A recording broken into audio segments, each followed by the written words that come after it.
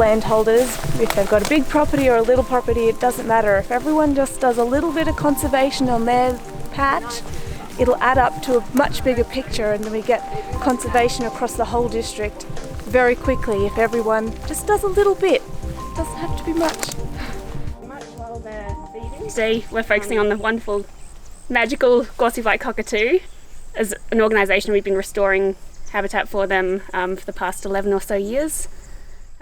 So today was a field day to learn all about the Glossy Black Cockatoo and its habitat requirements and what people can do for revegetation and conservation on private land.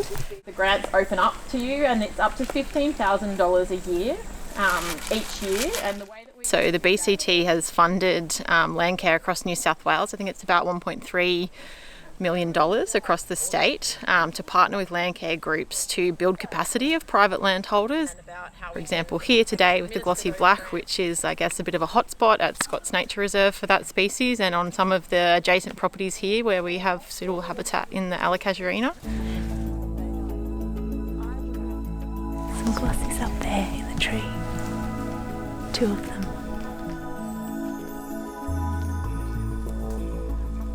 We have a huge amount of interest in Glossy Black Cockatoo habitat restoration. A lot of people don't know, and which is one of the biggest threats to them, is that people don't realise that there are multiple species of black cockatoo in this part of New South Wales. So in this part of New South Wales there are 2 species, the yellow-tailed black cockatoos and the glossy black cockatoos. So you can see that the glossy black cockatoo has the red tail panels. That's the easiest way to tell them apart. They're also slightly smaller than the yellow-tailed black. We've got a property just outside Braidwood. It's a property that was extensively cleared in the past, so part of our master plan, the long-term plan for the property, is to do a lot of revegetation, so fencing off the creek line, fencing off dams and corners of the property. So yeah, learning more today about glossy black cockatoos and she-oaks, which hopefully might work on our place too. So over here we have an Allocasuarina tree with a huge blanket of chewed cones underneath. So this is obviously a really important tree, a really important feeding tree for the glossy black cockatoos. They must have spent hours and hours sitting in this tree munching on the cones. And then if you look slightly in the distance, there's a really, really big hollow up there. Having hollows really close to food sources is really important. And so we're kind of progressing a little bit further into saying, well, let's try to recreate what we're putting a nest box up for, which is a natural tree hollow. So it was fantastic to be invited along today to talk to everyone.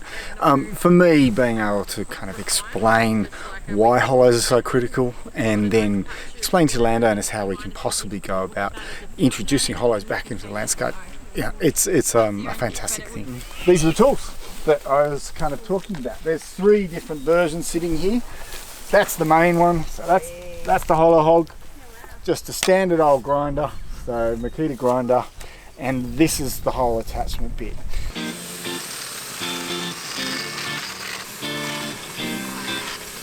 So there's very quickly, there's a little hollow. So in a couple of minutes. So you spend another 10 minutes on that, and you've got a hollow that's big enough for a sugar glider or a squirrel glider or whatever, and you spend another 15 or 20 minutes in the right stem, and you've got it for a parrot, of all the smaller parrots.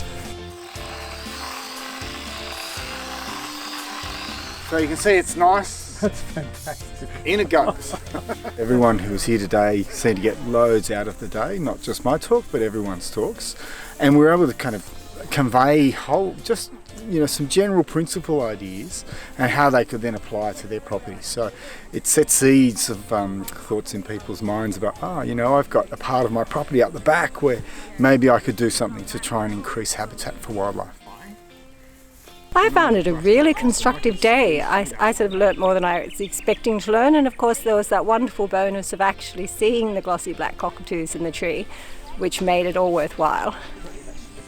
These days, like today, there's always something you learn. I was particularly interested in, having seen it, the sort of the construction of those, more natural nesting hollows. That's great. I've never seen a tool developed like that I want one of those for sure. So, you know, so there's always some value that you might not be expecting from that come out of days like today.